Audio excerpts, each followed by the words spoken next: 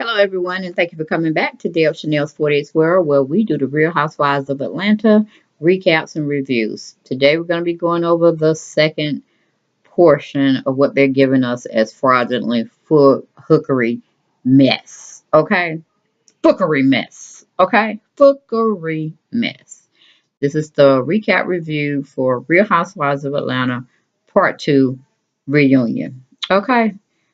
Basically, I'm just going to tell you. We had Mama Joyce, just a little bit of snippets from her going to see the same old mess of lawyer they seem to always recycle when they have to go and see about a divorce case, pretty much. Forgot the man's name, totally irrelevant. Would never use him anyway if I had the coin. Mama Joyce has sure seen where she goes in to call herself investigating how long it takes for a criminal who's just been recently put in jail to get a divorce. Pretty much, she's just trying to go and make her storyline. And I don't know why Candy has her mother on here. We didn't really see too much of her this season. I hope she keep it that way if she continues to be, or we continue to have in future seasons with the Real Housewives of Atlanta and she's part of the cast. Keep Mama Joyce off the camera unless we're seeing her at the old lady gang restaurant and you're putting it in your storyline. Okay?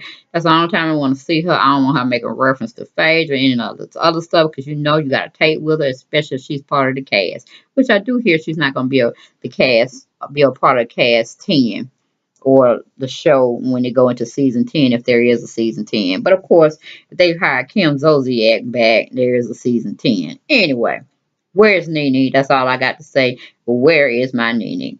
But anyway, moving from that situation, she goes on. They show us this little session where she meets with the lawyer. And he gives her the ins and outs. And she come back and want to tell really Candy's circle of filming friends what's going on. Like I said, tomfoolery all the way around. Then we go to Kenya Moore. Kenya Moore is a bully. Phaedra is a bully. Sheree is a bully. All of my bone collectors wanting to spill the tea on everything they possibly can. That's enough said about her altogether.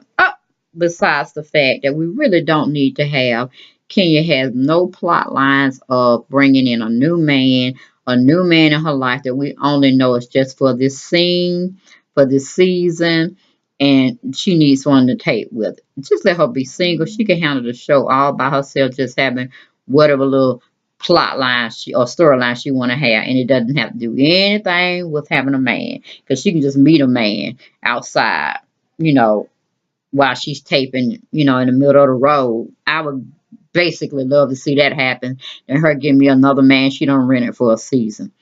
Okay, then we had the situation with the domestic abuse. I'm like, you know what? I can't take it. Domestic abuse, violence of any sort of kind don't need to be on the Real Housewives of Atlanta because we ain't looking at but total ratchetness in the first place. Anybody that knows anything about domestic abuse, child abuse, whatever, we all have hotlines for them. Okay, I don't necessarily need to see a celebrity or a reality celebrity star trying to call themselves being abused. We have women, we have men of everyday stature, just ordinary people walking around here getting hemmed up by their so-called spouse or partner that they're with.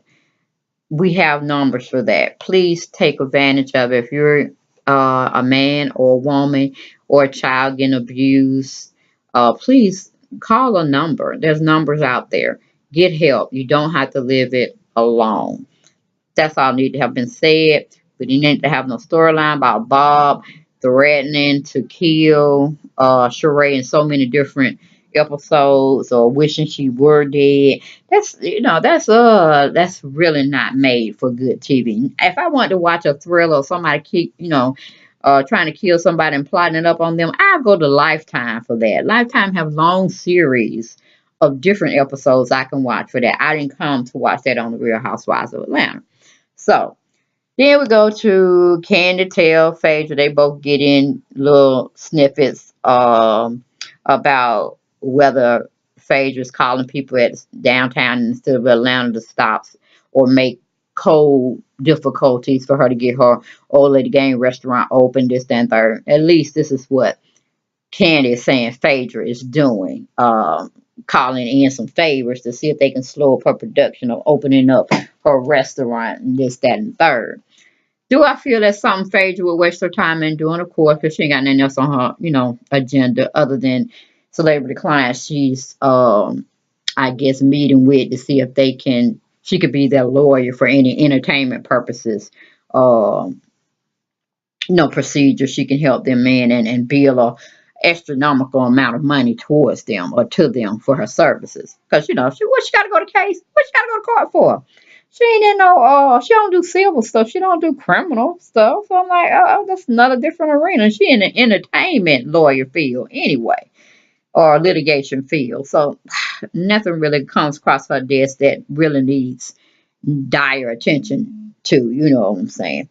So basically, her and Candy pretty much feeling that either or is not worth their time. They're both irrelevant in their books and this, that, and third. But, Candy shading her, Phaedra shading her, Phaedra getting on Candy about why your mama doing all this, saying all this negative stuff towards me. My mama ain't doing it on TV because we know she doing it behind, your back and off camera. But it's not being shown to the public. So I'm like, Phaedra, how long have Mama Joyce been on these shows? Since Candy been on it, haven't she? So get used to it. Or fall the fuck back all the way. Okay, do you?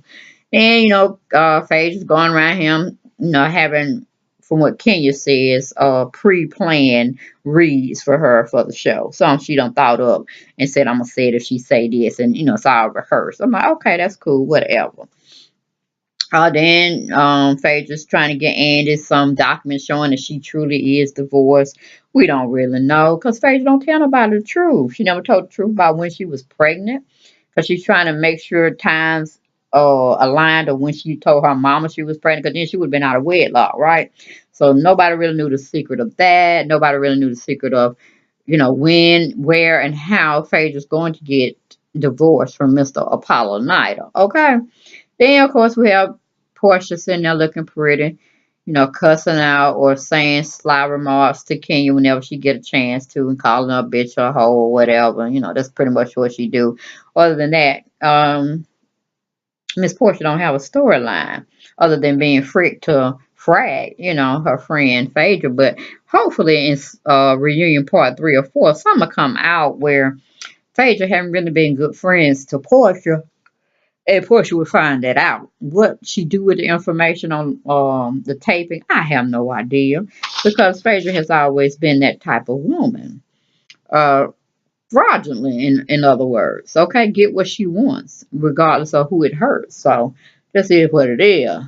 And I just don't know. I don't have anything really else to say other than Sheree sitting up there giving us this fraudulently story about her kids don't watch the show. She don't know if they actually do know that they father what do you call it, beat on her or witness some of the abuse or the hollering that was going on when they were younger. I'm like, Sheree, unless your kids wasn't in the house with you involved, I'm pretty sure y'all were tearing that house up and them kids knew. Okay, they just didn't really say anything or whatnot. And because I know how your mouth run on TV, it ran in front of them kids, whether you knew they were listening to you or not. You were telling somebody how Bob was whipping on your butt, you were whipping on his butt, he would leave you with no money, this, that, and the third. So all of it to me is just really fraudulent. I'm tired of the Real Housewives of Atlanta. They need to come with something better. Where Nene at? That's all I can say.